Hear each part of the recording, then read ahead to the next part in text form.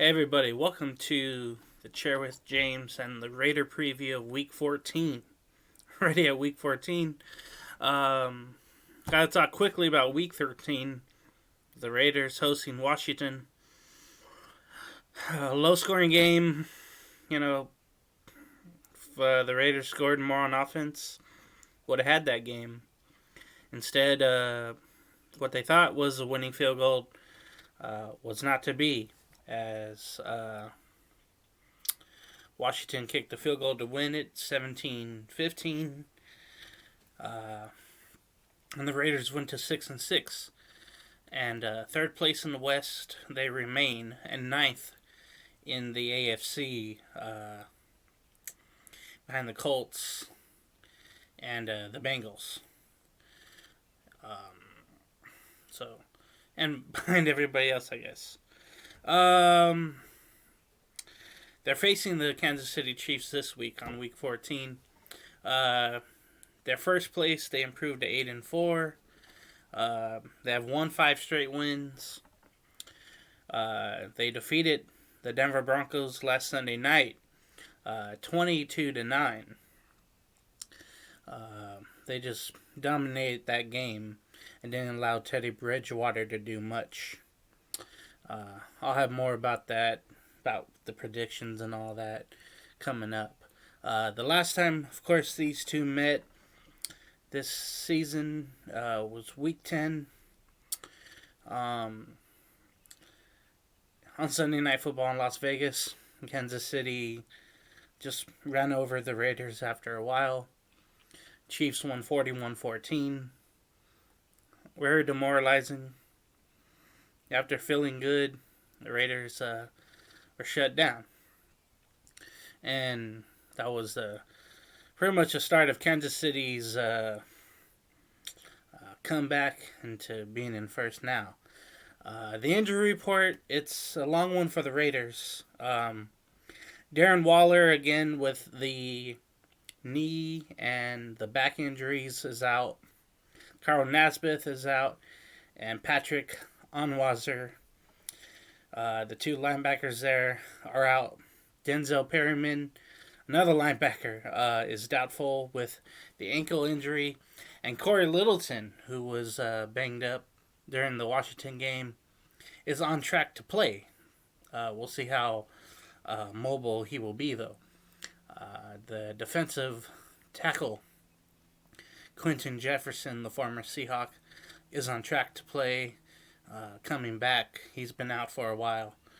For Kansas City, their injury report is not too long. Cornerback Chris Lamons is out with an ankle injury. And then cornerback Rashad Fenton and offensive lineman Lucas Nyong with his rib injury. They're both questionable. The all-time record with the Raiders and the Chiefs lead it now 69-54 and 2 ties. So the Chiefs with 70 wins, the Raiders 54. About this game, Kansas City on the hot run. Like I said, they shut down the Broncos. I know Denver didn't have Melvin Gordon, but they just couldn't get anything going against the Chiefs' defense, which has come alive these last 5 games, honestly, and just right in time for them, as the offense has gone better. Pat Mahomes back to his MVP level. They're trying to find the running game still, but they have enough talent overall with Travis Kelce, Tyreek Hill to make plays, and they look unstoppable. But Denver's defense is good to just allow 22 points. On the other hand, you have the Raider defense, who has not done well. Just a total, the opposite of a turnaround for the Raider defense has been going on. You can blame injuries, you can blame whatever the hell you want, but they're just not stopping anybody. And that just really is unfortunate.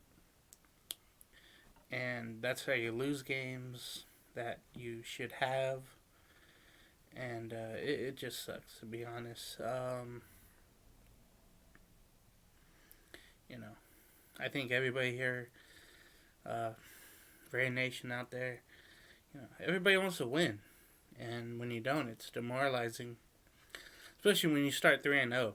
And then offensively, I know you don't have Waller, uh, Derek Carr regressing. And there's thought he won't be back next year. And it's looking more and more like it. Never any really good news with the Raiders, I guess, off the field with Josh Jacobs. But to each their own. He'll play, but I know he's a little banged up. Losing Kenyon Drake hurts. He had a terrible injury last week. Jalen Richard was out with COVID. We'll see if he comes back, though. Then receiving core, you got Hunter Renfrow, who leads the Raiders with 760 receiving yards. Money on third down. Speaking of third downs, though, Deshaun Jackson was on the sideline a lot on third downs. I don't know if it was punishment or something, but at least have him on the field as a decoy or something. Foster Moreau didn't really get anything going. And the Raiders need him to start playing well and throw him the ball, basically. That was just unfortunate. And it was a Washington team that is, that was without Chase Young and I forget the last name Sweat. But when you don't have those two guys, you should have a great offensive line game. And they really didn't. Jay Jones, if he keeps going, that would be great to get him involved as well. Always tough to win at Arrowhead. I know the Raiders won last year at Arrowhead. With what they have, like half attendance at Arrowhead, or a quarter maybe last year. Well, everybody's back to regular attendance, and Arrowhead will be rocking. They won last week, and they won 5 straight. The crowd is always a factor there. So last year, you have to really forget about it and just say, well, that was special circumstances. And honestly, I don't know how the Raiders are going to win, but I hope.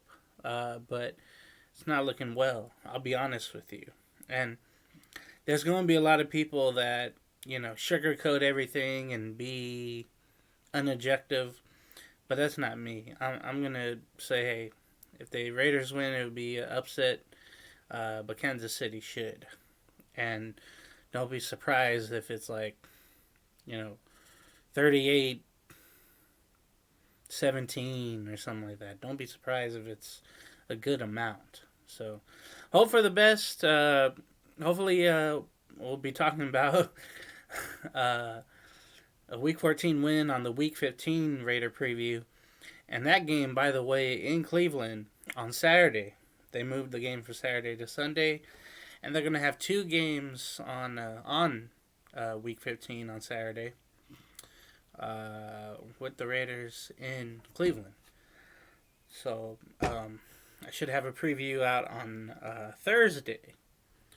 So it'll be a little adjustment. But again, next week, Week 15 at Cleveland on Saturday night. So take care, folks. It's been my Raider preview.